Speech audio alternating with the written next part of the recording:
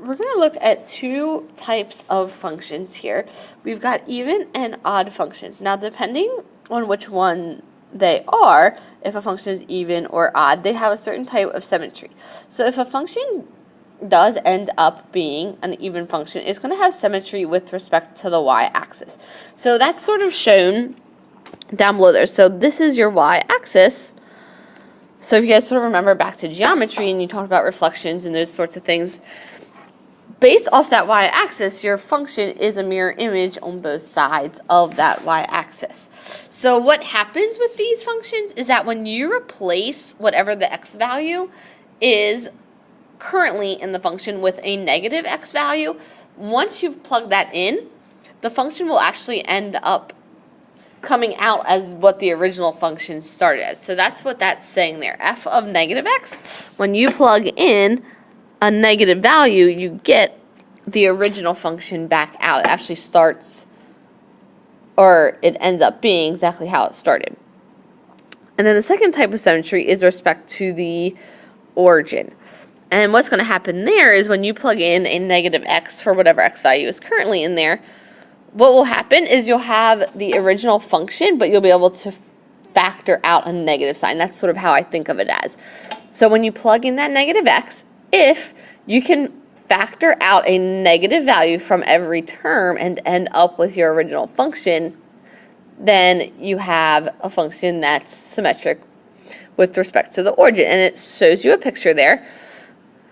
So I always think you guys can sort of turn it 180 degrees is the way I look at it, but it does show you an image down there of what one might look like. So it's sort of symmetrical diagonally in both directions. But again, you can turn it 180 degrees. And it does give you the x and y values there. So you can see when you plug in negative x, you'll have a positive x, but the y's are the same. Here, when you plug in a negative x for a positive x, the y values are opposite for your second one.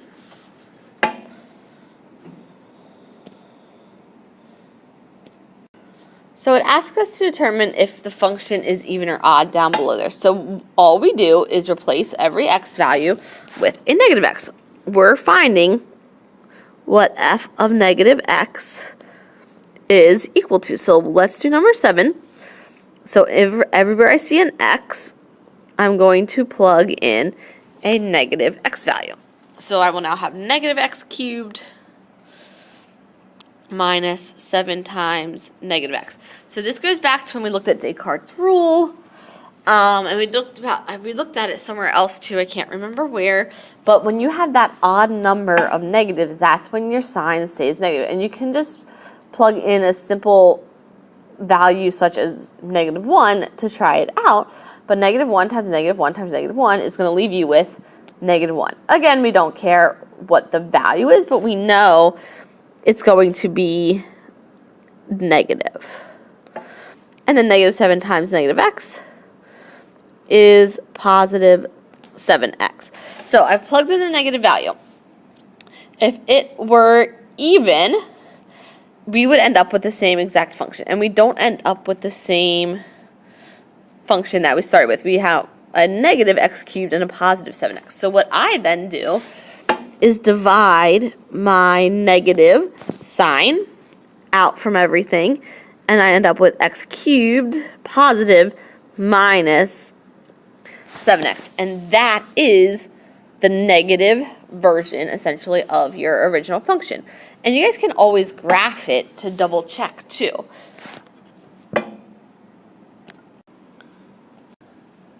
So I did try to take a screenshot there of the function and what it looks like, so you can sort of see your axes here. And you can tell also that it's symmetrical to the origin. So not only does it equal the negative version of our original function, but you can also see it by graphing. So that's a good way to check if you have a calculator. So this function would be odd.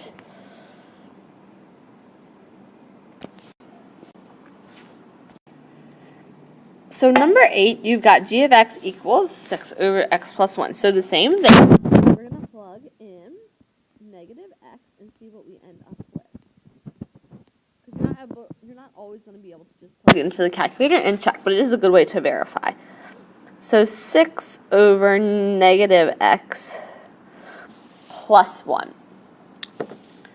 So when we pull out or factor out a negative, what this really is negative 1, which is the same as negative 1 over 1. We're not going to do negative 1 over negative 1, because a negative over negative is a positive, and then we aren't factoring out a negative at all. So all that really happens here is we factor out a negative from the top value. So we're going to make that negative 6, and the bottom will just stay.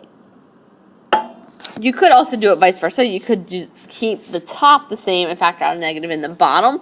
But either way, neither way is going to give you a function that is the same as what you originally started with. So this is not symmetrical at all. So it's not going to be even or odd. And again, we can always graph it to check it. So give me a second. So again, your graph, and I know it's sort of hard to see, your axes are right here because I zoomed in on my graph. So your function is symmetrical to its asymptotes, but not to the actual origin of 0, 0.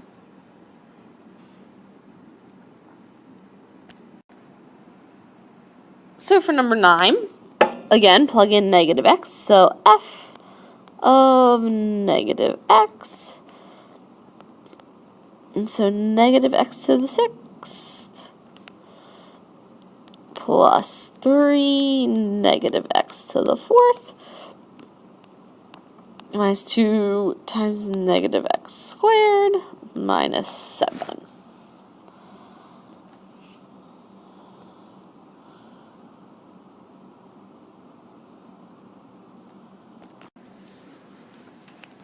So when we plug this negative x in, remember, only the ones with the odd values or odd exponents are going to keep that negative value. So this actually becomes positive x to the 6th, but that negative is still out in front there. Plus 3 positive x to the 4th minus 2 times positive x squared minus 7. So what we have here is our original function. Negative x to the 6th plus 3x to the 4th minus 2x squared minus 7. And again, you could graph it and check, is it symmetrical to the y-axis? But it will be, so this function is going to be even. So let's look at the last one, number 10.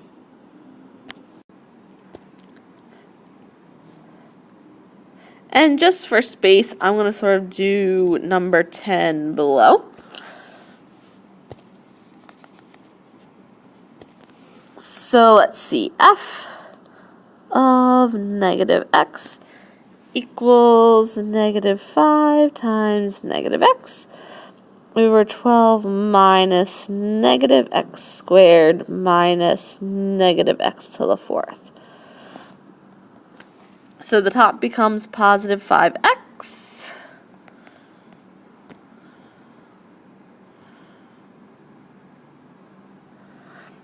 X squared and x to the 4th are going to become positive, so we have 12 minus x squared minus x to the 4th. So again, I always like to just try to pull a negative out in front here. Negative 1 is what you're really dividing by. So if we factor out a negative 1, the top will become negative 5x, and the bottom stays. We don't have a negative over negative because that would really be a positive value. So 12 minus x squared minus x to the 4th stays. So what you're left with here, guys, is a negative on the outside, and here you're left with the original function. So when we can pull out the negative to get the original, that's when you have an odd function.